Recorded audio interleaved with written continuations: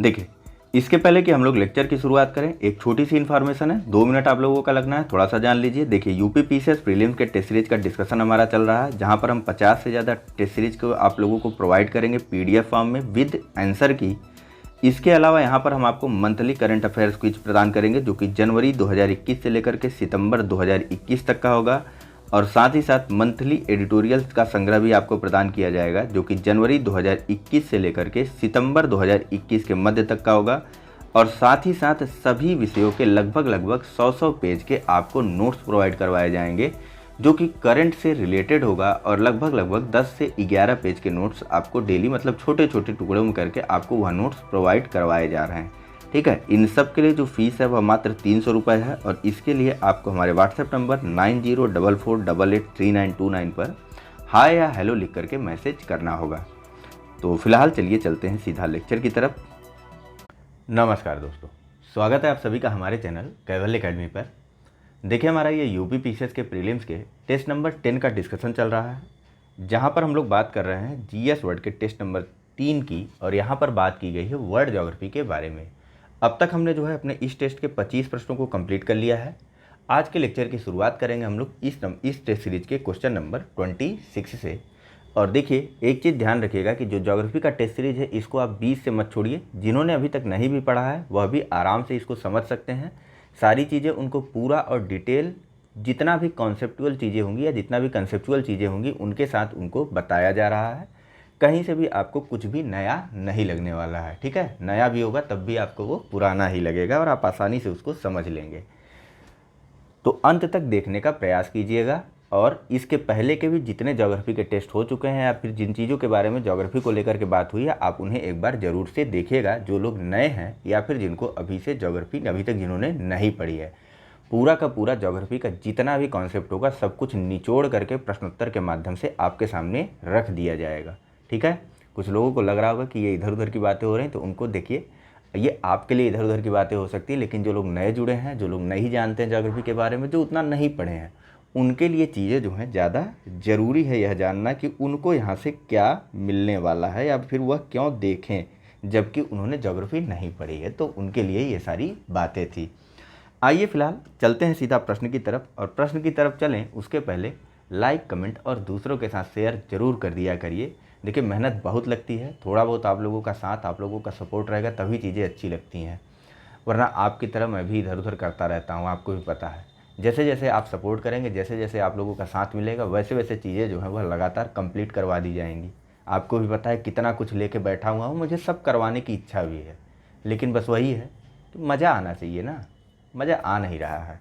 तो ध्यान दीजिएगा, थोड़ा सा आप भी मज़ा लेते रहिए, मुझे भी थोड़ा सा आनंद आता रहे, कुछ ऐसा करते रहिए। चलिए फिलहाल बात करते हैं पहले क्वेश्चन नंबर 26 की। पहला प्रश्न कहाँ से होगा? आज का पहला प्रश्न कि निम्नांकित में से कौन सा कथन सही है? ए, वाष्पीकरण में वृद्धि के साथ लवणता घटती है।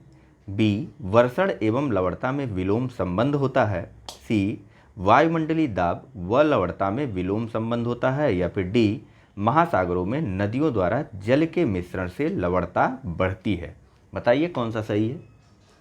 चलिए, जिन्होंने ज्योग्राफी पढ़ा है वो आसानी से इसका जवाब दे सकते थे, लेकिन नहीं दिया होगा, इंतजार कर रहे होंगे कौन सा सही। देखिए, कंफ्यूज मत होइए, कुछ भी मत सोचिए। ऑप्शन नंबर बी इसका सही है कि वर्षा और लवणता में विलोम संबंध होता है। सबसे पहले जानते हैं लवणता क्या चीज़ होती है, जिसके बारे में प्रश्न था।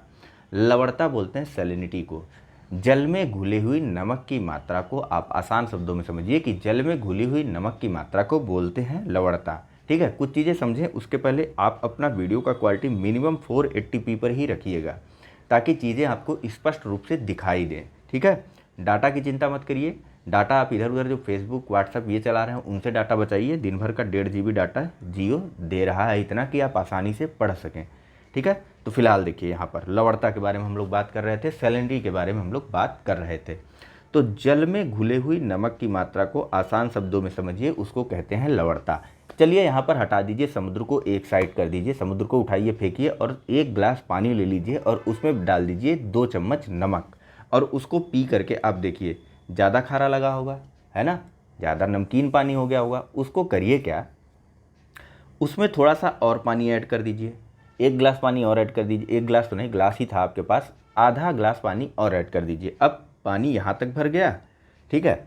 अब उसको पी करके देखिए, वह थोड़ा कम खारा लग रहा होगा आपको, ठीक है। ठीक इसी चीज़ को आप इधर से ले लीजिए, चाय की ले लीजिए, चाय को ले लीजिए, चाय में ज़्यादा चीनी डाल दीजिए और वह देखिए कितनी मीठी लगेगी। लेकिन दोबारा उसमें अगर आप दूध और पानी और ऐड कर देंगे तो वह चाय जो है कम मीठी या फीकी लगना शुरू हो जाएगी, जैसा जैसा आप उसमें पानी ऐड करते जाएंगे।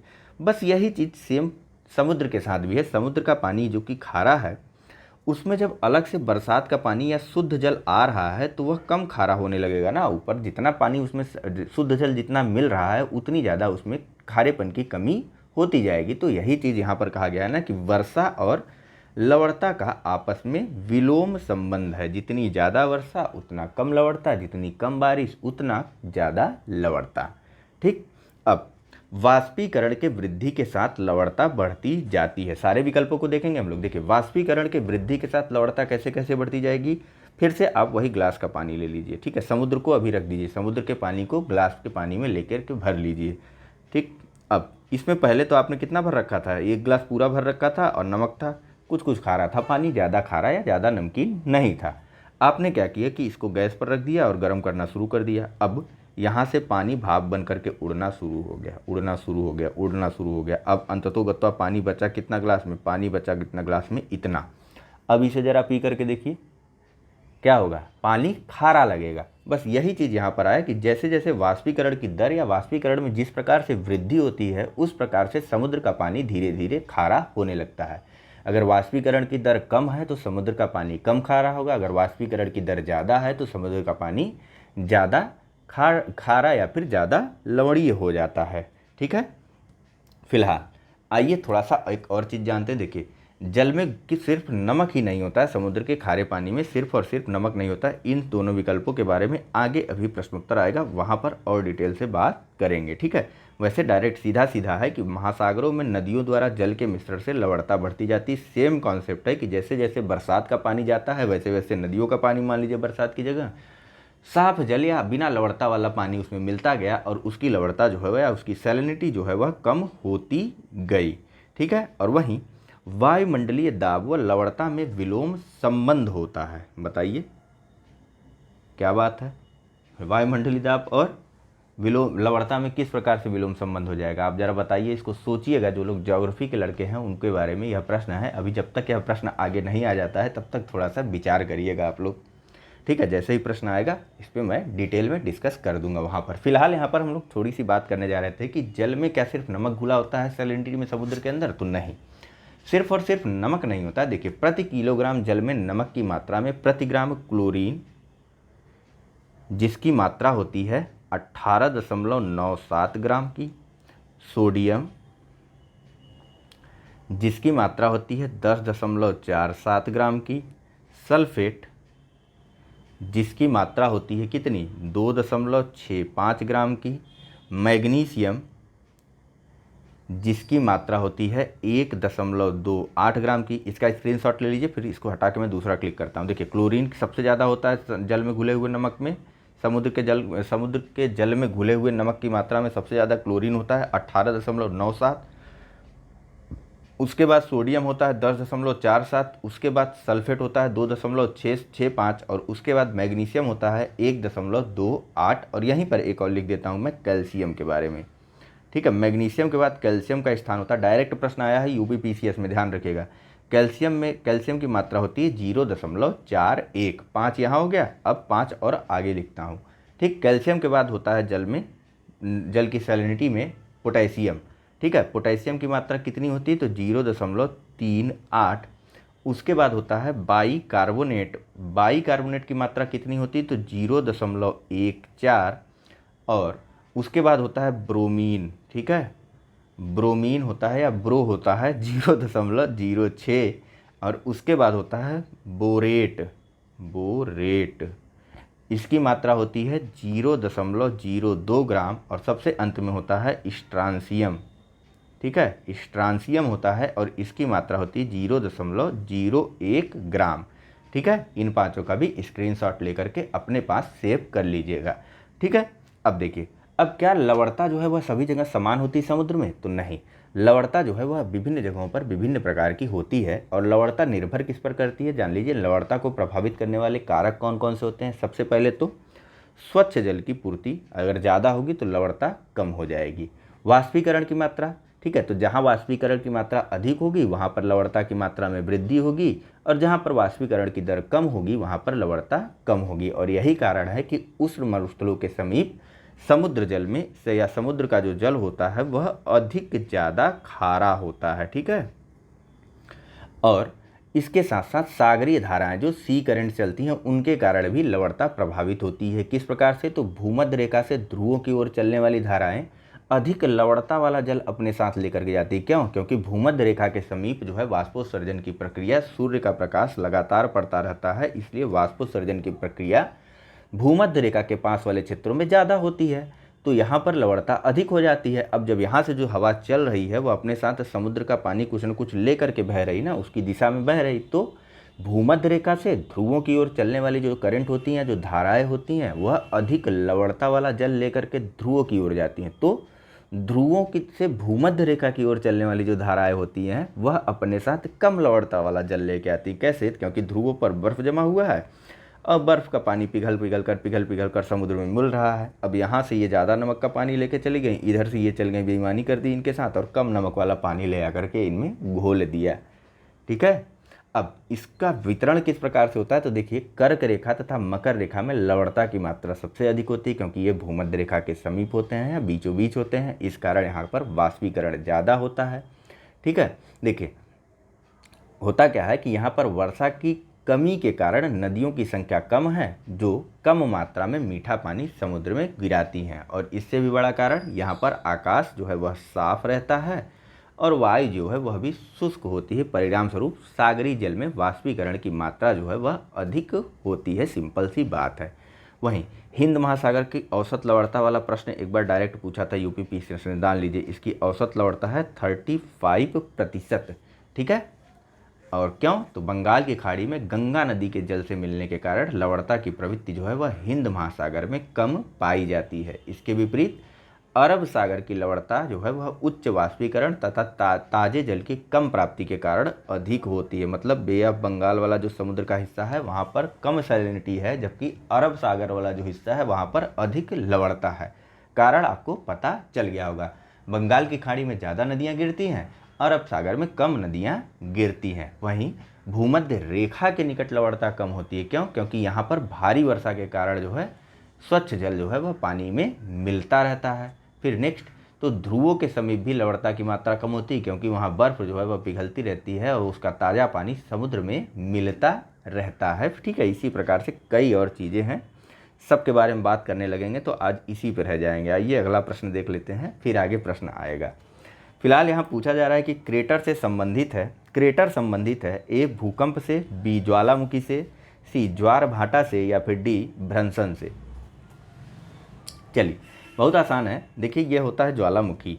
ज्वालामुखी के ऊपरी भाग को बोलते हैं वीवर या फिर क्रेटर, बस इतना जान लीजिए, ठीक है। तो क्रेटर जो है वह ज्वालामुखी से संबंधित है। ज्वालामुखी के ऊपरी भाग को क्रेटर बोलते हैं। यह कीपाकार होता है। कीपाकार कहने का मतलब, कभी बनिया के यहाँ गए हैं, वो देखिए एक तेल जब छानने लगता है तो आपके डब्बे के छोटे मुंह के ऊपर एक कीप लगा देता है, वह कुछ इस प्रकार का होता है। एक सेकंड, ऊपर से ऐसे होता है और फिर यहाँ बीच से ऐसे खाली रहता है ना, ऊपर से तेज धल की धाराएं डालते रहता है, तेल डालते रहता है और नीचे वह तेल जाता रहता है। तो इसी प्रकार का कुछ क्रेटर भी होता है, कीपाकार होता है, मतलब उसमें छेद रहता है पाइप की तरीके से, नली तरीके से, ठीक है। चलिए अगला प्रश्न, किस खनिज की कठोरता मापक पर 8 है। पहले बताइए, खनिज की कठोरता को मापा किस पे जाता है, तो यह मापा जाता है भोज कठोरता मापिनी पर। इसका नाम है भोज कठोरता मापनी, ठीक है। इस पर नापी जाती खनिज की कठोरता। अब आपको बताना है कि किस खनिज की कठोरता जो है वह भोज कठोरता मापनी पर 8 है। ए एपाटाइट, बी टोपाज, सी क्वार्टज, या फिर डी फेलन।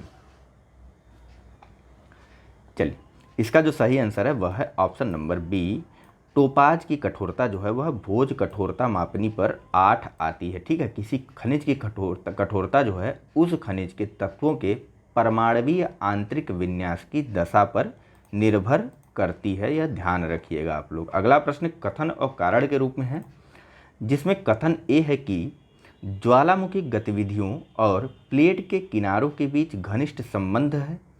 कारण आर है कि विश्व के अधिकांश ज्वालामुखी अभिसारी प्लेट किनारों से संबंधित हैं।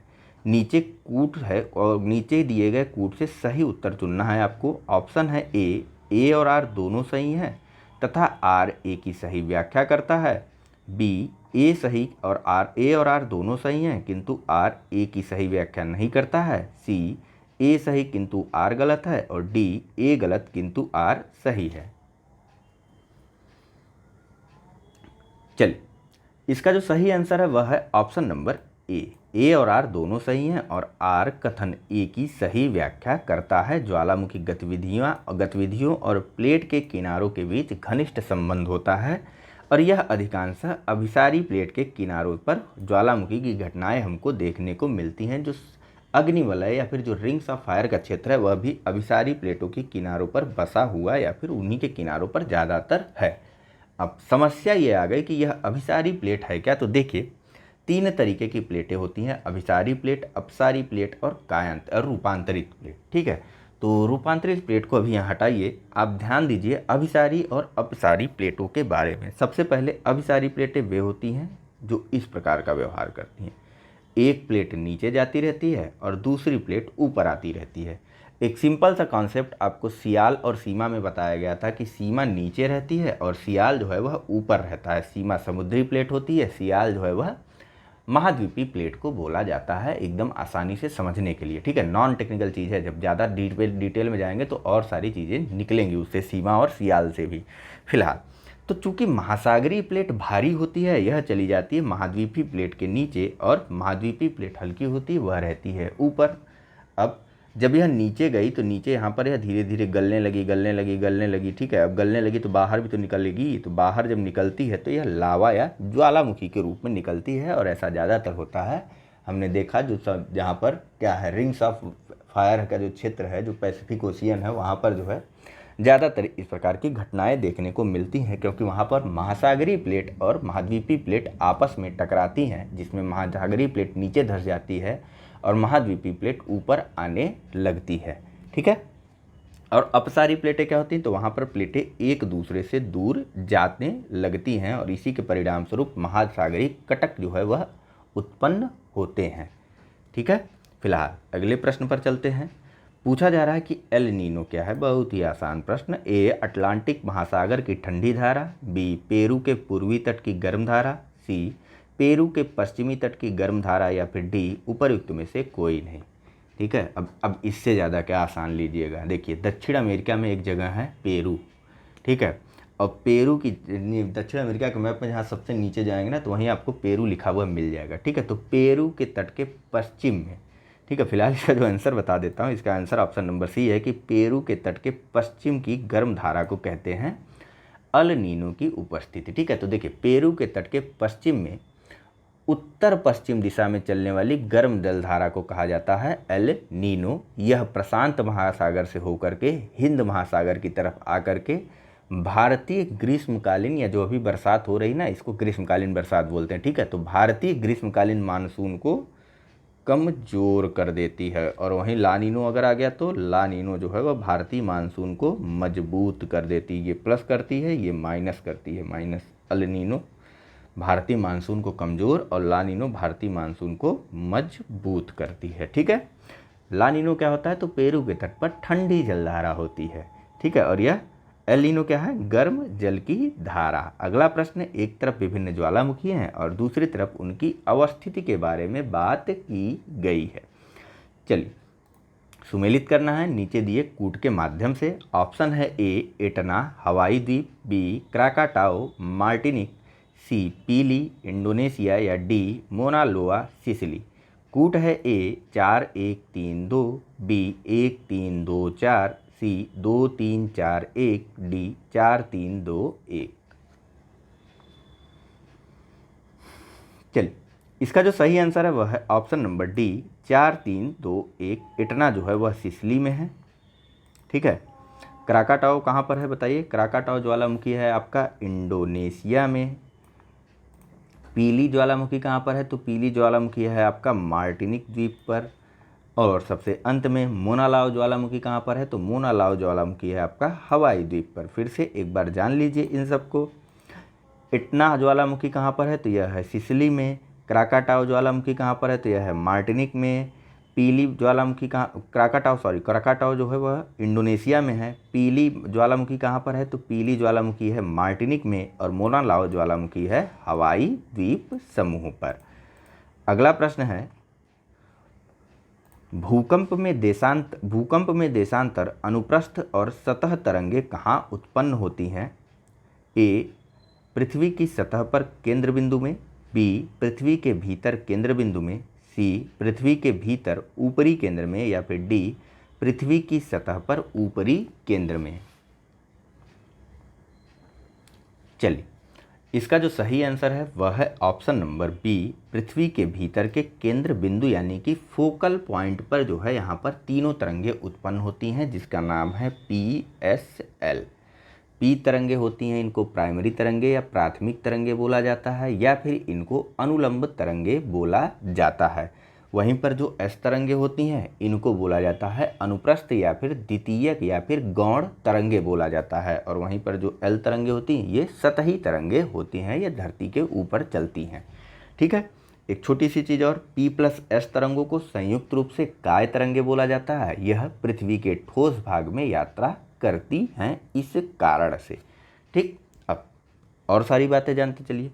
देखिए, भूकंप हुआ, भूकंप उठा, भूकंप आ गया, अब करना क्या है? भाग जाना है वहाँ से पहले तो। ठीक है, दूसरी चीज़, भाग के जब दूसरी जगह पहुँच जाइए तब लोगों को वहाँ पर समझाइए कि किस प्रकार से सुरक्षित होकर के पहले वहाँ से हटिए।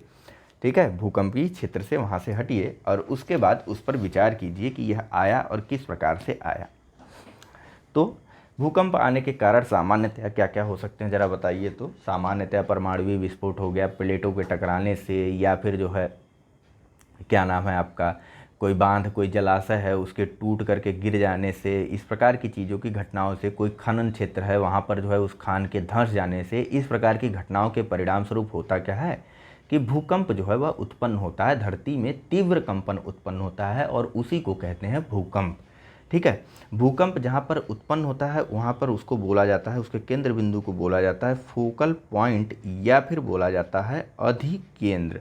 ठीक है, यहाँ से तीन तरह की तरंगें निकलती हैं, PS और L, जिसमें P तरंगों को प्राइमरी तरंग बोला जाता है, S तरंगों को सेकेंडरी तरंग बोला जाता है, L को बोला जाता है, बताइए क्या? मुझे भी नहीं पता L को क्या बोला जाता है, अगर आपको नहीं पता है तो। ठीक है, हिंदी में जान ले, बताइए बताइए। चलिए, तो PS और L ये तीन तरह की तरंगे जो है वह निकलना शुरू हो जाती हैं, कहाँ से? जहाँ पर भूकंप का फोकल पॉइंट या फिर जहाँ पर भूकंप का अधिकेंद्र या उद्गम केंद्र जहाँ पर होता है, अधिकेंद्र मैं बार बार बोल रहा हूँ, सॉरी, भूकंप का जहाँ पर उद्गम केंद्र होता है। ठीक, अब P तरंगों की स्पीड जो है वह सबसे ज़्यादा होती है, ध्यान दीजिएगा आप, सभी तरंगों के बारे में हम लोग बारी बारी से बात करेंगे, सबके बारे में बताऊंगा, निश्चिंत रहिए, चाहे L तरंग हो चाहे S तरंग हो। ठीक है, तो P तरंगे जहाँ से P तरंगों की जो स्पीड होती है वह होती है सबसे ज़्यादा, और इनकी स्पीड होती है 8 किलोमीटर प्रति, सबसे पहले सब हटा दे। ठीक है, P तरंगों की गति या प्राथमिक तरंगों की जो गति होती है यह सबसे ज़्यादा होती है और इनकी गति होती है 8 किलोमीटर प्रति सेकंड की, और यह द्रव की, तत्व की, ये तीनों अवस्थाओं से गुजर जाती हैं, यानी कि ठोस, तरल और गैस, तीनों से यह P तरंगे गुजर सकती हैं। उसके बाद अगर हम लोग बात करें S तरंगों के बारे में, जिनको कि गौण तरंगे या फिर क्या बोला जाता है बताइए? S तरंगों को गौण तरंगे या फिर बोला जाता है अनुप्रस्थ तरंगे, अभी बताया था ना आपको, अनुप्रस्थ तरंगे या गौण तरंगे बोला जाता है। यह दूसरे नंबर की सबसे तेज जो है वह तरंगे होती हैं, जो कि भूकंप के अधिकेंद्र से निकलती हैं और अंदर की तरफ चलना शुरू कर देती हैं। ठीक है, इनकी कुल स्पीड होती है 4 किलोमीटर प्रति सेकंड की, और यह अनुप्रस्थ रूप से व्यवहार करती हैं। अनुप्रस्थ रूप से व्यवहार करने का अर्थ क्या है? तो एक सेकंड रुकिए, तो आप लोग, लाइट कट गई ना तो पंखा जो है वो काफ़ी ज़्यादा शोर करने लगता है लाइट कटने के बाद इसलिए उसको बंद करना ज़्यादा ज़रूरी हो गया था।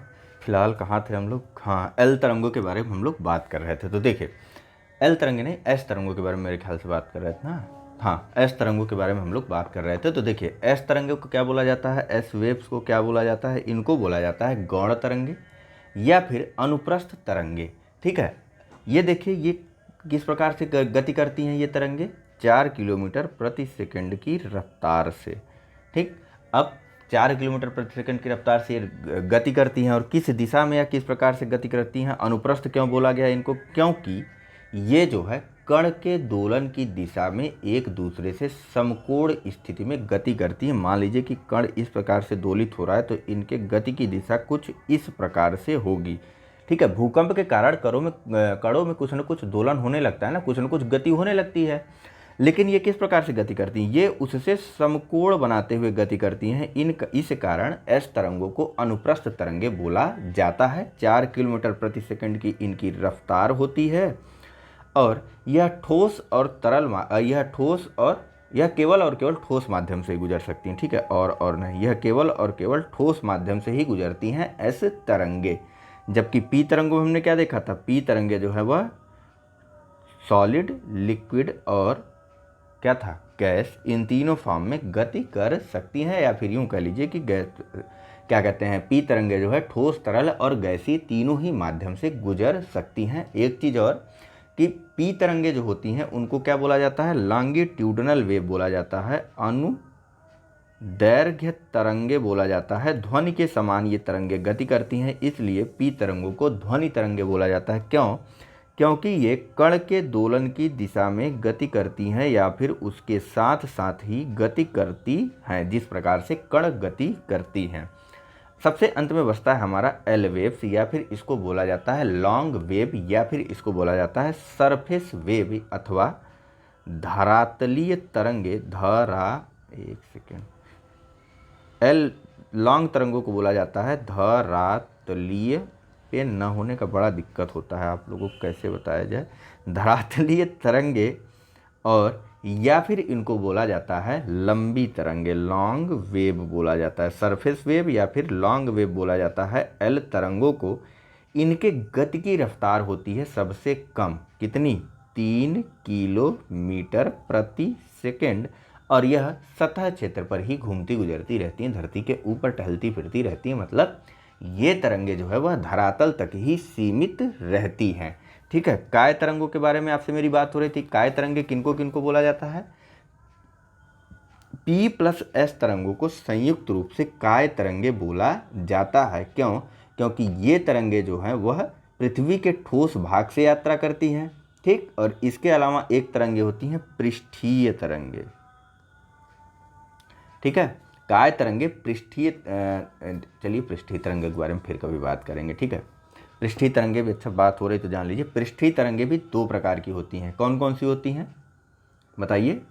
पृष्ठीय तरंगे होती हैं, पहली तो बोला जाता है रैले तरंग या रैले वेव बोला जाता है पहली तरंग को, और दूसरी होती हैं लव, प्यार वाला नहीं। ठीक है, एक साइंटिस्ट का नाम था, उनके नाम पर रखा गया था। ठीक है, और रैले भी एक साइंटिस्ट थे, भौतिक शास्त्री थे, लॉर्ड रैले, उन्हीं के नाम पर रैले तरंग रखा गया था। और जो लव तरंग हैं वह एक भौतिक शास्त्री थे, HEAEH लव, उनके नाम पर रखा गया था। ठीक है, लव तरंगों की गति जो होती है यह क्षैतिज होती है पूर्णतया।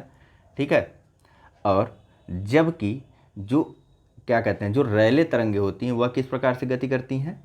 जो रैले तरंगे जो होती हैं जल तरंगों के समान गति करती हैं। मतलब जल में जैसे आप पत्थर फेंक दीजिए तो नीचे से छोटा छोटा बुलबुले टाइप में बनते रहता है ना, ऐसे ऐसे धीरे धीरे बड़ा होता रहता है। तो इस प्रकार जो है वह धरती पर गति करती हैं रैले तरंगे। फिलहाल भूकंप के बारे में या इस प्रश्न के बारे में कुछ ज़्यादा ही विस्तार से मेरे ख्याल से चर्चा हो चुकी है। ठीक है, तो चलिए चलते हैं अगले प्रश्न की तरफ। ठीक है, कभी बात होगी किसी और प्रश्न में इसके बारे में और डिटेल से। फिलहाल यहाँ पूछा जा रहा है कि सुनामी क्या है। अब भूकंप के बारे में इतना जान गए बचवा, तो अब भूकंप जो है, सुनामी क्या है? सुनामी जो है भूकंप द्वारा उत्पन्न विनाशकारी तरंगों को बोला जाता है, यानी कि ऑप्शन नंबर सी सही है। ठीक है, अंतःसागरीय भूकंपों द्वारा उत्पन्न तरंगों को सुनामी के नाम से जाना जाता है।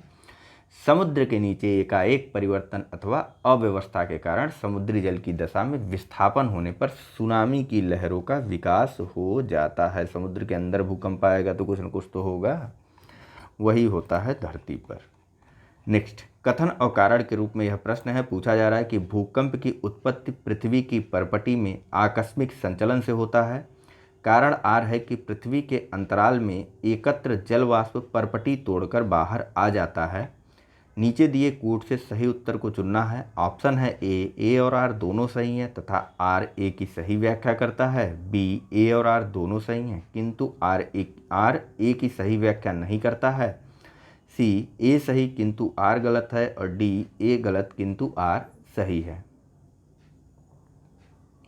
चलिए, इसका जो सही आंसर है वह है ऑप्शन नंबर बी। दो के दोनों ही कथन सही हैं, लेकिन कारण कथन की सही से व्याख्या नहीं करता है। अचानक उत्पत्ति होती, जैसे आपको बताया गया कि भूकंप किस प्रकार से उत्पन्न होता है। खान है वो प्लान करके थोड़ी ना गिरेगी, किसी कोयले की खान है वो अचानक से गिर जाएगी। कहीं पर डैम बनाया गया, कहीं पर बांध बनाया गया, उसको जो दीवार बनाएगी वो अचानक से न टूट के गिर जाएगी। प्लेटें हैं वो प्लान करके नहीं टकराती, आपस में अचानक से टकरा जाती हैं, भूकंप उत्पन्न हो जाता है। ठीक है, कोई प्लान नहीं होता इन सब के पीछे। तो पृथ्वी की भूकंप की उत्पत्ति पृथ्वी की परपटी में होने वाले आकस्मिक संचलन से आकस्मिक संचलन से होता है। ठीक है, और वहीं जो जल वाष्प भू परपटी को तोड़ करके बाहर आता है उसको क्या बोलेंगे? ज्वालामुखी।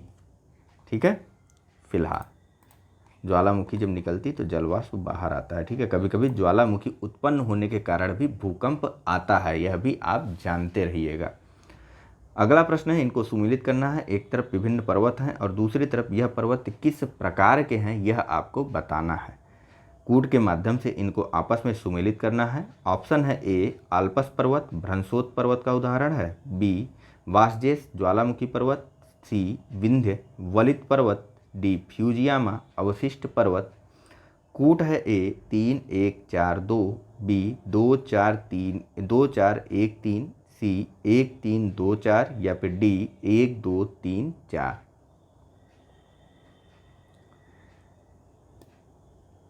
चलिए, इसका जो सही आंसर है वह है ऑप्शन नंबर ए 3 1 4 2। लग रहा है इन्वर्टर भी चला ही जाएगा।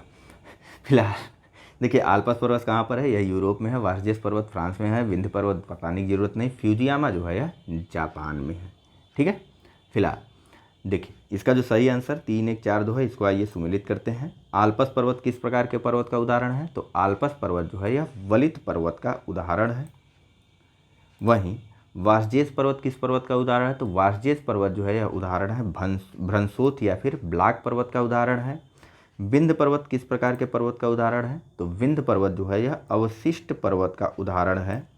वहीं सबसे अंत में अगर बात करें फ्यूजियामा पर्वत की, तो फ्यूजियामा पर्वत जो है वह ज्वालामुखी पर्वत का उदाहरण है।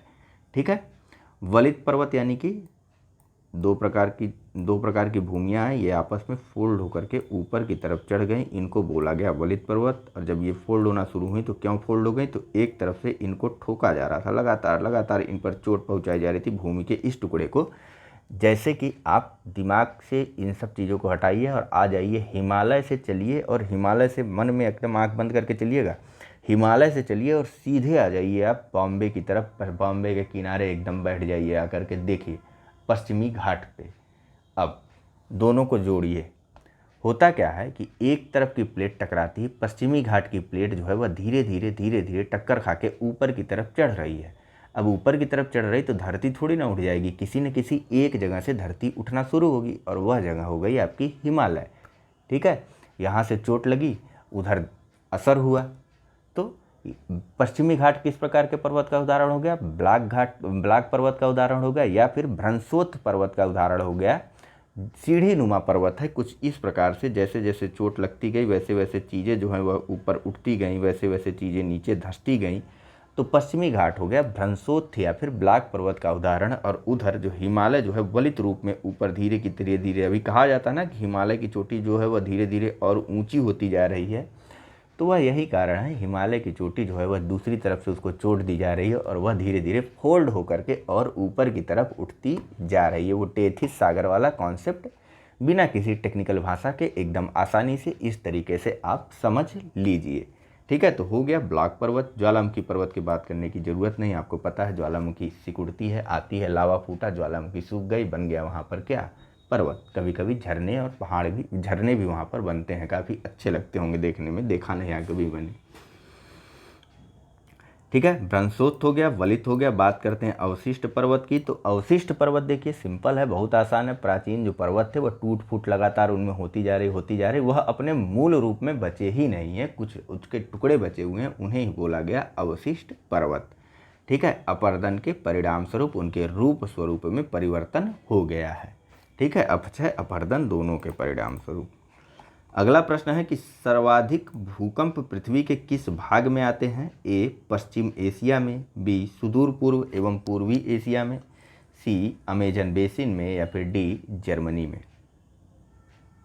चलिए, तो ज्वालामुखी कहाँ पर है? रिंग्स ऑफ फायर वाले क्षेत्र में, तो उसी क्षेत्र में इधर ये भूकंप भी तो आएगा। दो अलग अलग प्लेटें आपस में टकरा रही हैं तो भूकंप वहाँ पर आएगा ही आएगा। तो प्रशांत महासागर में, कहाँ गया,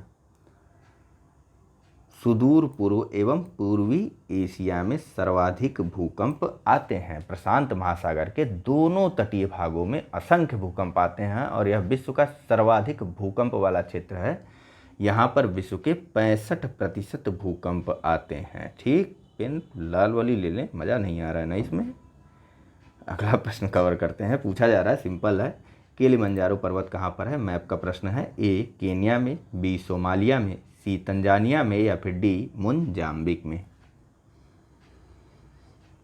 चलिए, इसका जो सही आंसर है वह है ऑप्शन नंबर सी, किलिमंजारो पर्वत जो है वह तंजानिया में है। बहुत लोगों को ये भी नहीं पता होगा कि तंजानिया कहाँ पर है, तो ज़रा अपना मैप उठाइए और ढूंढ डालिए तंजानिया को कहाँ पर है। इतना काम तो आप कर ही सकते हैं, और तंजानिया में किलिमंजारो पर्वत को भी खोज लीजिएगा। अगला प्रश्न है, निम्नलिखित में से कौन सा युग्म सुमेलित है? A black forest Germany, B Pennines France, C Sierra Nevada Canada, या फिर डी वास्जेस इटली।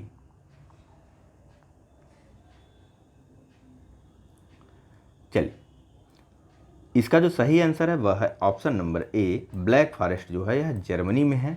ठीक है, और पेनाइन्स पर्वतमाला का विस्तार जो है यह कहाँ पर है? बताइए। पेनाइन्स पर्वतमाला का विस्तार जो है यह यूरोप के पश्चिमी मध्य भाग तक है, जबकि सियरा नेवादा जो है वह अमेरिका के कैलिफोर्निया में है, और वास्जेस पर्वत अभी अभी हमने देखा कि यह फ्रांस में स्थित है, न कि इटली में। अगला प्रश्न, यह कथन और कारण के रूप में है। अच्छा, कभी कभी माउस ऐसे ऊपर करता हूँ तो आप लोग को भी आवाज़ जाती होगी ना, मज़ा लिया करिए। चलिए, पूछा जा रहा है कथन और कारण के रूप में प्रश्न है। कथन ए है कि नवीन वलित पर्वतों को टर्शियरी पर्वत भी कहा जाता है। कारण आर है कि इनका निर्माण मुख्यतः रचनात्मक प्लेट के किनारों के सहारे हुआ है। कूट है ए और आर दोनों सही हैं तथा आर ए की सही व्याख्या करता है। बी ए और आर दोनों सही हैं किंतु आर ए की सही व्याख्या नहीं करता है। सी ए सही किंतु आर गलत है, और डी ए गलत किंतु आर सही है। चलिए, इसका जो सही आंसर है वह है ऑप्शन नंबर सी, ए सही किंतु आर गलत है। देखिए, जो नवीन वलित पर्वत हैं उनका निर्माण ही टर्शियरी युग में हुआ था। ठीक है, युग के बारे में, कल्पों के बारे में अगर आप पढ़ेंगे तो इस चीज़ को देखेंगे। ठीक है, तो फिलहाल इतना जानते रहिए कि एक समय था, एक काल था जिसको टर्शियरी युग बोला जाता था। इसी काल में नवीन वलित पर्वतों का निर्माण हुआ। अगर उदाहरण आप अन्य नवीन पर्वतों का देना चाहें तो उसमें दे सकते हैं रॉकी पर्वत का, एंडीज पर्वत का, हिमालय पर्वत का और एटलस आदि पर्वतों का। ठीक है, और इनकी उत्पत्ति जो है वह रचनात्मक प्लेट के किनारे नहीं हुई थी, बल्कि विनाशकारी प्लेटों के किनारे हुई थी। ठीक है, कहने का अर्थ क्या है कि प्लेटें जो हैं वह रचना करने में नहीं जुटी हुई थी, वह एक दूसरे से टकरा रही थी, तो विनाश कर रही थी। परिणाम क्या हुआ? परिणाम हुआ कि वे फोल्ड हो गई, वे वहाँ पर मुड़ गई और मुड़ करके ऊपर की ओर बढ़ने लगी। ठीक है, चलिए फिलहाल बात करते हैं अगले प्रश्न के बारे में। प्लेटों के बारे में असल में एक दो प्रश्न अभी आएगा, ठीक है, लास्ट में आएगा, वहाँ पर डिटेल से प्लेटों के बारे में हम लोग जैसे अभी बात किए थे।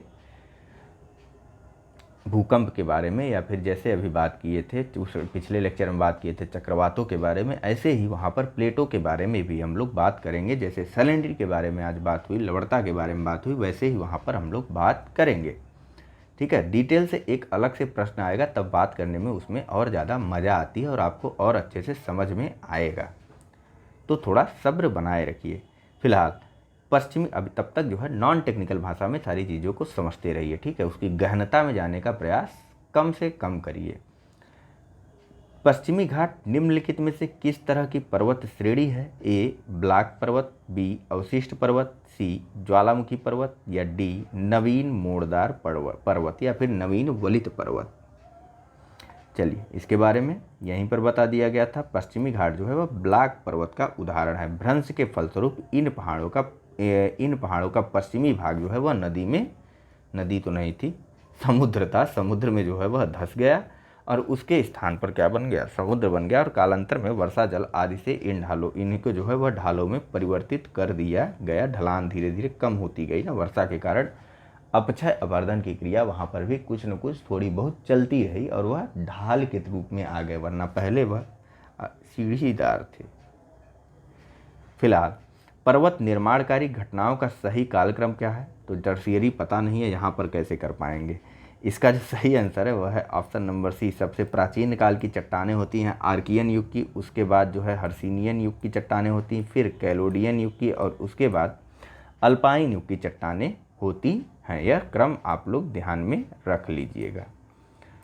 अगला प्रश्न है कि अपने ही स्थान पर शैलों की विघटन और अपघटन की प्रक्रिया कहलाती है? ए अपक्षय, बी अपरदन, सी भूस्खलन, या फिर डी अपवहन। तो जाहिर सी बात है, अपने ही स्थान पर विघटन और अपघटन की प्रक्रिया क्या कहलाएगी? अपक्षय। ठीक है, इसके बारे में भी बात हो चुकी है बहुत अच्छे से। अगला प्रश्न है कि निम्नलिखित में से कौन सी विशेषता प्रायद्वीपीय नदियों में नहीं होती है? ए उथली घाटियों के माध्यम से प्रवाह, बी मौसमी प्रवाह, सी थोड़ी कटावदार गतिविधि, डी घुमावदार प्रवृत्ति अपने तटों को स्थानांतरित करना। प्रायद्वीपीय नदियों के बारे में पूछ रहा है, एकदम ध्यान से सोचिएगा। प्रायद्वीपीय यानी कि मान लीजिए कि आप इधर चले गए, भारत के दक्षिण की तरफ चले गए, तो उन नदियों की किस प्रकार से विशेषता होती? खैर छोड़िए, नर्मदा या गोदावरी नदी को देख करके ध्यान से बताइए, आंख बंद करिए और उन नदियों के बारे में कुछ चीज़ें, छोटी छोटी चीज़ों को याद करना शुरू कीजिए। देखिए, होता क्या है कि जो प्रायद्वीपीय नदियाँ हैं उनमें जो है किस किस प्रकार की विशेषता पाई जाती है, आपको इन प्रश्नों में वह ध्यान रखना है। प्रायद्वीपीय जो नदियाँ होती हैं वह प्रायः छोटी होती हैं। ठीक है, सबसे पहले छोटी छोड़िए, वह जान लीजिए सबसे पहले वह होती हैं मौसमी प्रवाह वाली नदियाँ, यानी कि बरसात होगा तो उसमें पानी होगा, बरसात नहीं होगा तो उसमें पानी नहीं होगा। तो जब मौसमी प्रवाह वाली नदियाँ हैं तो वह जाहिर सी बात है उनकी लंबाई भी न्यूनतम होगी, पानी कितना ही दूर तक जाएगा बरसात का, है ना। तो प्रायद्वीपीय नदियाँ जो है वह प्रायः कम लंबी या छोटी होती हैं और मौसमी प्रवाह वाली होती हैं। चूँकि छोटी होती हैं, मौसमी प्रवाह वाली होती हैं, तो इनका जो जल ग्रहण का क्षेत्र होगा वह भी तो छोटा ही होगा। ठीक है, अब जल ग्रहण का क्षेत्र भी छोटा है तो घाटियाँ इनकी कैसी होंगी? वह उथली घाटियों के माध्यम से ही प्रवाहित होने वाली होंगी। अब इसमें रहेगा क्या? नहीं रहेगा ऑप्शन नंबर डी, थोड़ी घुमावदार प्रवृत्ति जो है वह कम होती है उनमें, क्योंकि प्रायद्वीप में है, पर्वत दोनों तरफ विद्यमान है, तो वह कितना इन पर्वतों को काटेंगी, है कि नहीं। थोड़ी कटावदार गतिविधि होती, थोड़ा कम कटावदार रहती है, ऐसे ऐसे हल्का सा काट ली। हमारे यहाँ की मैदानी नदियों की तरह इस प्रकार से एकदम मस्त घूमते फिरते नहीं चल रही, जो आया रास्ते में उड़ाते काटते निकल गए। ठीक है, तो ध्यान रखिएगा, जो प्रायद्वीपीय नदियाँ होती हैं उनकी घुमावदार प्रवृत्ति जो है वह कम होती है। ठीक है, घुमावदार प्रवृत्ति अक्सर अपने तटों को स्थानांतरित करना प्रायद्वीपीय नदियों की विशेषता नहीं है। इनकी अन्य विशेषताओं में शामिल होती हैं कि यह प्रायः कम लंबी होती हैं, इनका जलग्रहण क्षेत्र छोटा होता है, उथली घाटियाँ होती हैं, और यह सभी नदियाँ प्रायः मौसमी नदियाँ होती हैं। ठीक है, अगला प्रश्न है कि गोखुर झील की स्थलाकृति निर्मित होती है? ए युवावस्था में नदी के कटाव से, बी नदी द्वारा परिवहन की क्रिया से, सी प्रौढ़ावस्था में नदी के कटाव से, या फिर डी वृद्धावस्था में नदी के निक्षेपों से। चलिए, इसका जो सही आंसर है वह है ऑप्शन नंबर सी, नदी जब जवान होगी, जब थोड़ी सी मेच्योर हो जाती है तब वह इस प्रकार की चीज़ें या इस प्रकार की हरकतें करना शुरू कर देती है। गंगा को लीजिए, गंगा चलती है उत्तराखंड से घूमते फिरते आते आते आते आते आते आते आते आते जब यह कानपुर से इलाहाबाद वाराणसी के बीच पहुंचती है, यह मेच्योर अवस्था में पहुंच चुकी होती है अपने, यानी कि होता क्या है उसको छोड़िए, होता क्या है कि यह पानी जो है वह कम, इसकी गति जो है वह कम हो जाती है, इसकी तीव्रता, इसका वेग जो है वह थोड़ा थोड़ा घटना जो है वह कम होना शुरू हो जाता है, क्योंकि फैलाव जो है वह काफ़ी ज़्यादा है। कानपुर से आप देखेंगे यहाँ पर इलाहाबाद के आसपास तक, वैसे वास्तव में शायद सहारनपुर से है मेरे ख्याल से, है कि नहीं? थोड़ा सा देखिएगा इसको, क्या पता सहारनपुर में गंगा जाती भी ना हो, मैं आपको गलत बता दूँ, तो उसको देख लीजिएगा, ठीक है? तो ध्यान दीजिए, प्रौढ़ावस्था में नदी के कटाव के परिणाम स्वरूप गोखुर झील जैसी स्थलाकृतियां निर्मित होती हैं। गाय का खुर किस प्रकार का होता है? गाय का खुर होता है कुछ इस प्रकार का।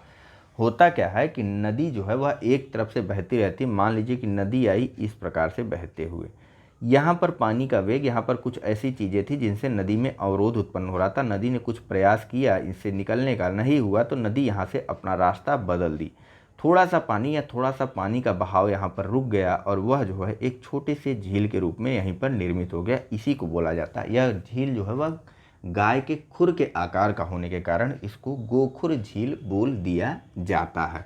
ठीक है, अब समझने का प्रयास कीजिए, इसका वास्तविक परिभाषा जानने का प्रयास करिए। तो देखिए, बहुत सी नदियाँ मोड़ों के अधिक घुमावदार हो जाने के कारण नदी के घुमाव को छोड़कर, नदी के घुमाव को छोड़ करके सीधे रूप में प्रवाहित होने लगती है। ऐसे ऐसे ऐसे ऐसे विसर्पाकार चल रही थी, यहाँ पर आई और ये वाला हिस्सा छोड़ा और ये इस प्रकार से चलने लगी। ठीक है, तो सीधे रूप में यहाँ से इस प्रकार से ले लीजिए, यहाँ से चल रही थी ऐसे सीधे रूप में चलने लगी। एक सेकंड, नदी गई ऐसे ऐसे ऐसे ऐसे, अब ऐसे चलने लगी। अब यह जो घुमावदार वाला हिस्सा यह छोड़ दिया गया नदी के द्वारा। ठीक है, सीधे रूप में चलने लगी और इस तरह छोड़े हुए घुमाव में जल जो है, जल तो वह एकत्रित होने लगा ना, तो जिससे गोखुर झील का निर्माण हो जाता है। बस समझ गए? चलिए आगे चलते हैं। सूचियां हैं, इन्हें सुमिलित करते हैं। एक तरफ झील है और दूसरी तरफ वह झील किस प्रकार की झील है यह आपको बताना है नीचे दिए गए कूट के माध्यम से। ऑप्शन है ए चिल्का झील गोखुर, बी लोनार झील playa, C Surahatal crater, D Sambhar lagoon. कूट है ए 3 4 2 1, बी 4 3 1 2, सी 1 2 3 4, डी 2 3 4 1। कभी कभी बहुत अच्छा कहता हूँ ना मैं ये सब। चलिए, इसका जो सही आंसर है वह बताइए क्या होगा? इसका सही आंसर है ऑप्शन नंबर ए। ठीक है, चिल्का झील जो है वह कहाँ, किस प्रकार की झील का उदाहरण है? तो चिल्का झील जो है वह लैगून प्रकार के झील का उदाहरण है। लैगून क्या होता है? जैसे गोखुर झील नदी में होता है, वैसे ही लैगून झील जो होता है वह समुद्र के किनारे होता क्या है? समुद्र, मान लीजिए समुद्र का यह तट है, तट का पानी समुद्र पे आ रहा है जा रहा है, लहरें आ रही जा रही, आ रही जा रही, लहर किनारे से आई और वापस लौटकर चली गई। लेकिन कभी कभी होता क्या है कि यहाँ पर कुछ प्रकार की आकृतियाँ बनी होती हैं, वैसे ही लहर बना लेते हैं पहले। ठीक है, मान लीजिए कि यह एक तट रेखा है, ठीक है, और यह हो गया अपना हरा हरा समुद्र। यह लहरें आई टकराई चली गई, टकराई चली गई, आ रही हैं और जा रही हैं। ठीक है, कभी कभी होता क्या है कि यहाँ पर विभिन्न प्रकार के बालू या रेत जो है वो कुछ ज़्यादा ही इकट्ठी हो जाती हैं और समुद्र का पानी वहाँ पर घुसना शुरू हो जाता है, यहाँ पर घुस गया। ठीक है, और आगे चल कर के हुआ क्या कि यह लैगून वापस से, यह टुकड़ा जो है वह बंद हो जाता है धीरे धीरे। ठीक है, अब पानी तो यहाँ फंसा रह गया, बंद का मतलब यह कुछ खुला रहता है, ऐसा नहीं कि पैक हो गया, पानी आ जा रहा है, ठीक है, लेकिन कुछ पानी यहाँ पर फंसा रह गया, उसे बोला जाता है लैगून। ठीक है, बराबर पानी आ रहा है जा रहा है, आ रहा जा रहा है, लेकिन मुख्य समुद्र से ये हिस्सा जो है वह अलग हो गया, इसी को बोला गया लैगून। और चिल्का झील जो उड़ीसा में स्थित है वह इसी प्रकार की लैगून झील का उदाहरण है।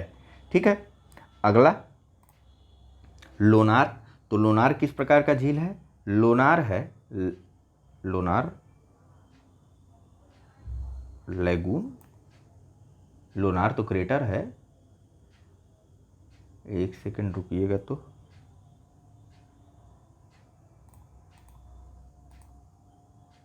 चलिए, हम लोग सही थे, इन्होंने आंसर जो है वह गलत दे रखा है। ठीक है, यहाँ पर देखिए, इसका जो सही आंसर होगा वह होगा ऑप्शन नंबर बी 4312। चिल्का झील जो है यह लैगून का उदाहरण है। लोनार झील जो है यह क्रेटर का उदाहरण है। ठीक है, एक क्रेटर आया था, टकराया था महाराष्ट्र में और वहाँ पर एक गड्ढा बन गया था। उसी के परिणाम स्वरूप भविष्य में आगे चल करके वहाँ पर पानी भर गया और वह पानी जो है क्या कहते हैं, वह क्रेटर जो है टकराने से क्या हुआ, वहाँ पर महाराष्ट्र में एक जगह गड्ढा हो गया और वहाँ पर झील का निर्माण हो गया। उसी को बोला जाता है लोनार झील। ठीक है, क्रेटर झील का उदाहरण है लोनार झील। तो सुरहा ताल जो कि उत्तर प्रदेश के बलिया जिले में स्थित है। ठीक है, कहाँ पर है, उत्तर प्रदेश के बलिया जिले में स्थित सुरहा ताल जो है यह गोखुर झील का उदाहरण है। गोखुर क्या होता है इसके बारे में अभी हमने डिटेल से पढ़ा था।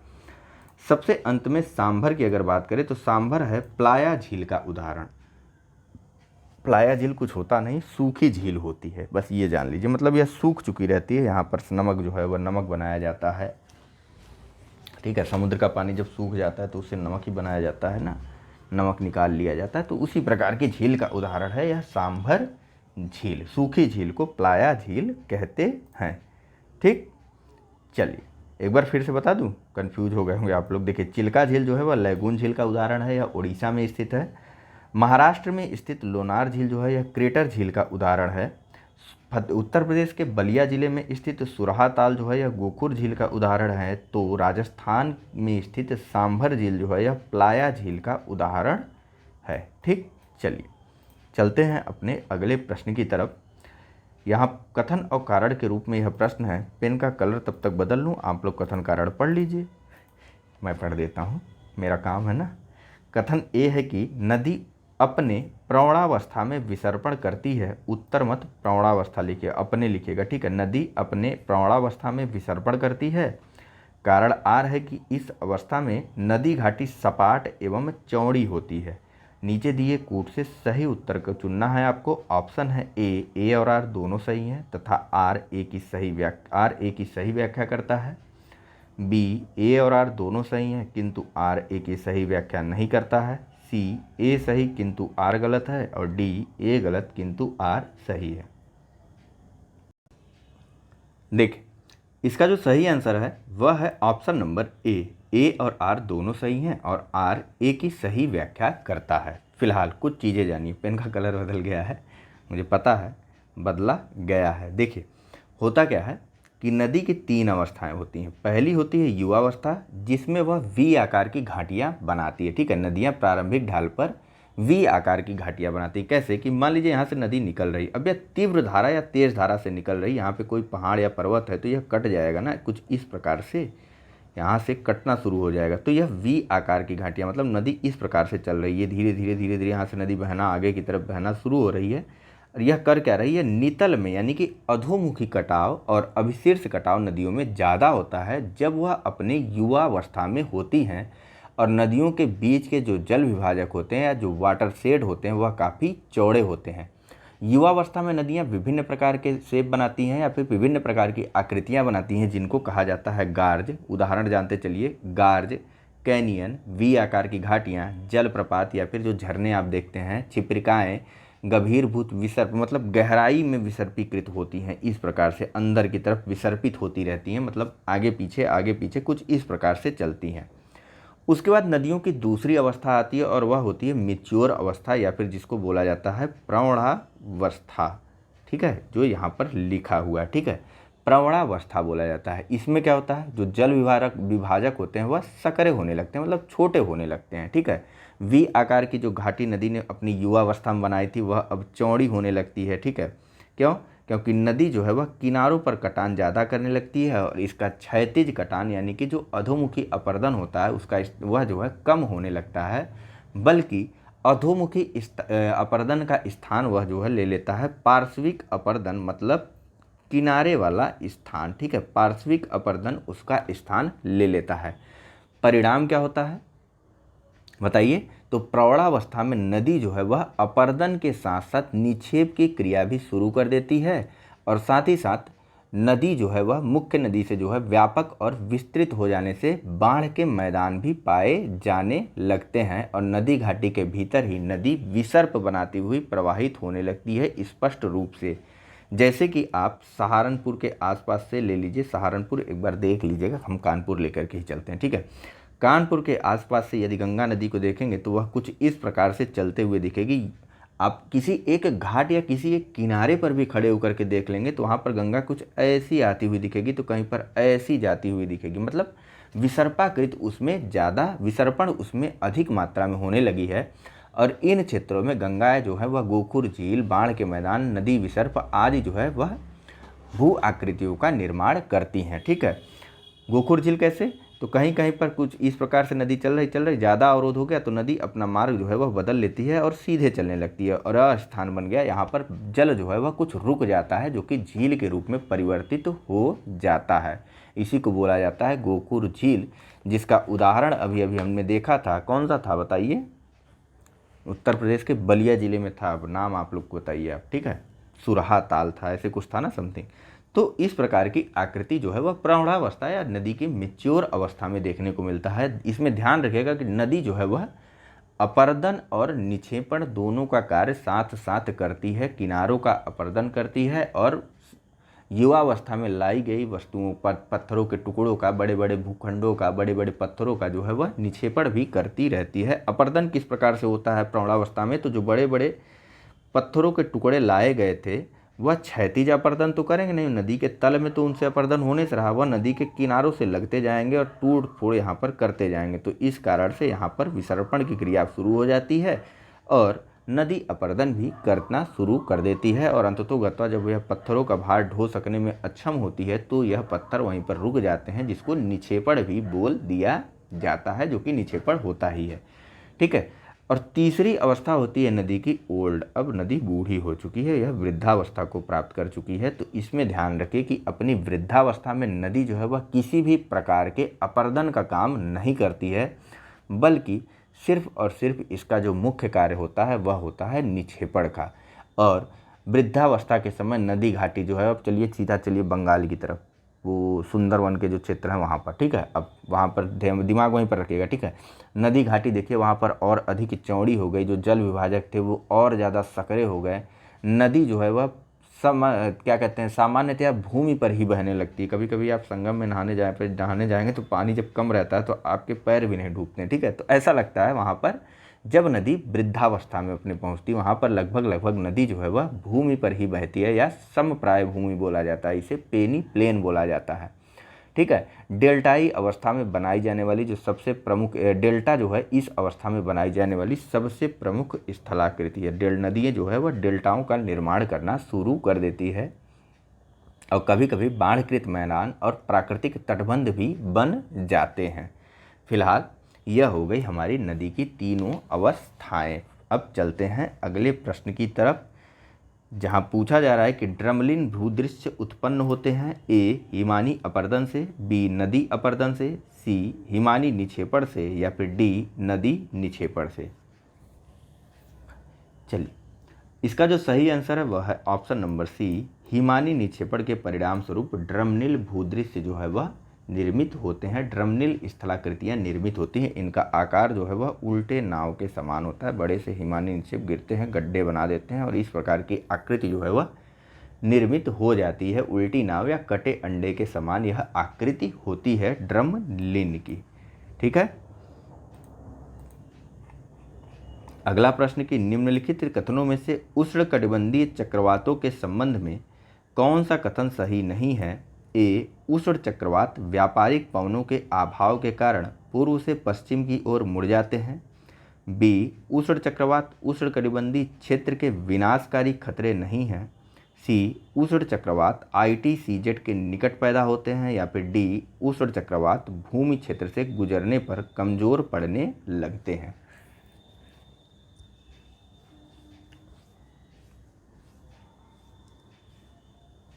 चलिए, इसका जो सही आंसर है वह है ऑप्शन नंबर बी, उष्ण चक्रवात उष्णकटिबंधीय क्षेत्र के विनाशकारी खतरे हैं। खतरे नहीं है, नहीं आते हैं तो समझ में आते हैं, है कि नहीं। बाकी अन्य सभी चीज़ें सही हैं, ठीक है। चलिए, आपको उष्णकटिबंधीय चक्रवात के बारे में बहुत डिटेल से बताया गया है। अगला प्रश्न है कि भूपर्पटी के निर्माण में सिलिकॉन एवं ऑक्सीजन की मात्रा प्रतिशत में कितनी है। ए 44.8%, बी 27.6%, सी 46.8% या 27.7%, सी 46.8%, 26.7%, डी 44.8% या फिर 27.7%। आगे कहीं मैं ABCD करके बोल रहा हूँ उसको, समय काफ़ी देर से चिल्ला रहा हूँ। इसका जो सही आंसर है वह है ऑप्शन नंबर बी, ठीक है। भूपर्पटी के निर्माण में सिलिकॉन की जो मात्रा होती है वह ज़्यादा होती है, 46.8%। सिलिकॉन की मात्रा 27.7% होती है और ऑक्सीजन की मात्रा 46.8% होती है। इन्होंने उल्टा दे रखा है विकल्प को, या तो इसको यहाँ देना चाहिए था ना। देखिए, भूपर्पटी में ऑक्सीजन की मात्रा 46.8% होती है और जो सिलिका होती है इसकी मात्रा होती है 27.7%, ठीक। चलिए अगले प्रश्न पर चलते हैं, इसको रट डालिएगा। ऑक्सीजन कितना होता है 46.8%, सिलिका कितना होता है 27.7%। फिलहाल आज के लेक्चर का अंतिम प्रश्न, इस लेक्चर का अंतिम प्रश्न की नीचे से ऊपर की तरफ वायुमंडल की परतों का क्रम है। ए मध्यमंडल, क्षोभमंडल, आयनमंडल, बहिर्मंडल, बी बहिर्मंडल, आयनमंडल, क्षोभमंडल, मध्यमंडल, सी क्षोभमंडल, समतापमंडल, मध्यमंडल, तापमंडल, डी समतापमंडल, क्षोभमंडल, आयनमंडल और मध्यमंडल। यह आपके लिए प्रश्न है, इसको आप लोग सॉल्व करिएगा, सही आंसर कमेंट कर दीजिएगा। फिलहाल इस लेक्चर में इतना ही है। Thank you very much for discussion. Channel को लाइक, सब्सक्राइब और शेयर करना मत भूलिएगा। धन्यवाद।